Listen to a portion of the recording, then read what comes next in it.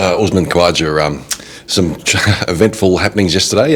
It was a long day, wasn't it, with everything that went on with the logistics and the transfer after Hetty tested positive? Yeah, it's probably one of the longest days I've had travelling. Supposed to leave, I think, mid-morning, and then didn't end up coming till 5 p.m, 6 p.m, so a long day. Probably the longest I've had in Australian transit, but we're here now, so happy to go ahead. And what it's done, it's brought you back into the frame to potentially play in Sydney 10 years after you made your debut there. What are you thinking around that? 10 years, wow, you do make me sound old. No, look, I love Sydney. It's obviously where I grew up. My family's here. A lot of friends here, a lot of memories here. Every time we come back to Sydney, I really enjoy it. So SCG, home of cricket. If I do get an opportunity, it's always very exciting to play Test cricket, but even more so SCG, where my old home is.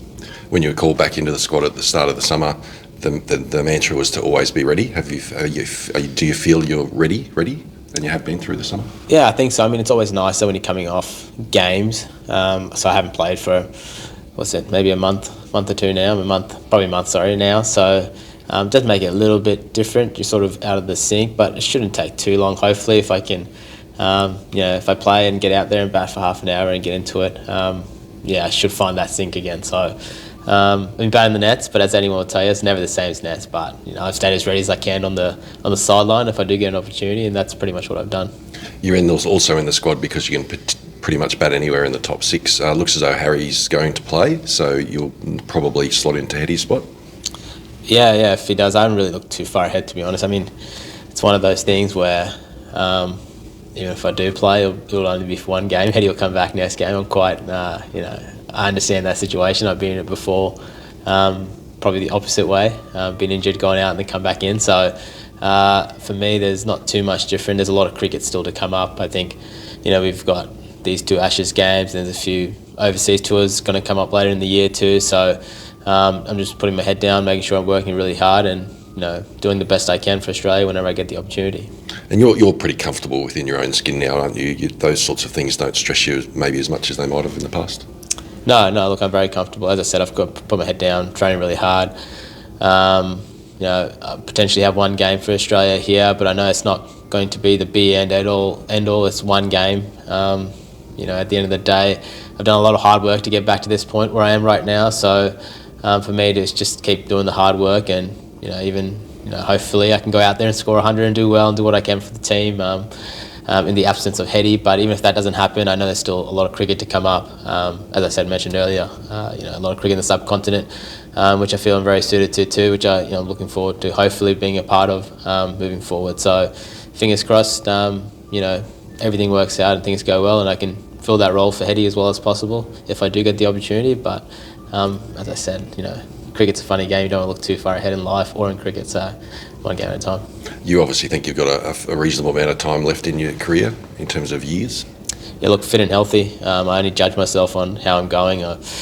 Touch wood, body's feeling great, has felt great for a while. I'm in the best sort of cricket conditioning, as you call it. I don't get as sore after games. Maybe my body's gotten used to it from years and years of playing.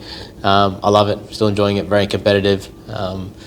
I guess you're only as good as your performances and how you're going, and if I keep performing performances on board and body's holding up, things going well, which it is right now. It's funny, I just turned 35, but in my head, when you think of it, when you're a youngster, 35 seems so long ago when you were 20, but I don't feel like that in my head. I still feel quite young in my head, so as long as that's there, I'll still have the fire spark, and as I said, as long as the body's holding up, which it is, it feels really good, has for a long time, I'll keep playing the game that I enjoy. And if you do play, a lot more time in the field means that you can put on a few more shows like the one you put in Adelaide. That was a bit of fun. Yeah, it was a bit of fun. I do enjoy bantering with the crowd in general, just having a bit of fun. Cricket's one of those games which I've played my whole life, and I played it because it's fun. Test match cricket can be one of those things, very traditional. You have to do things a certain way. So I think the guys are a bit more comfortable doing it in the big bash. When someone does it in Test cricket, it's a bit like, ooh, that's a bit different. But I'm just being myself, to be honest. So something like that happens again, it's not by any prior conceived. It'll be quite natural. You were quite the cult hero in Adelaide. I'm not sure whether those who were playing and doing well were more popular than you.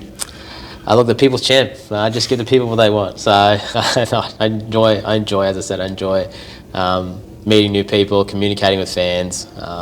Something the older I've gotten, the more I've realised how important they are to the game. They come out, watch us, support us. The reason we're doing what we love is because of them. So at times I do like to give back and do like to sort of, makes it a bit harder with COVID, but I guess, any sort of memory or entertainment I can give them, even if it's not on the field, just adds to it, and it's always more fun too. Usman Khawaja, thank you. Cheers, Cole.